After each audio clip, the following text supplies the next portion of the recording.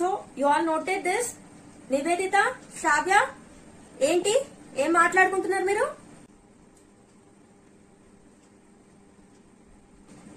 Sravya, get up. Sit in the third row, second bench. But ma'am.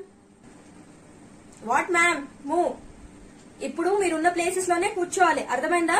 నా class లోనే కాదు, అన్ని classes లో. I talk to your class teacher also. నాకు తెలిసిందో మీరు మళ్ళీ ఒకటే చోట కూర్చున్నారని చెప్పి. See you'll be facing a punishment. Did you get it? మంచిదేందే నువ్వు మళ్ళీ ఇక్కడికి వచ్చేసావు. మ్యామ్ అంటే అక్కడే కూర్చోవాలి ఏంటి? అదే కదా.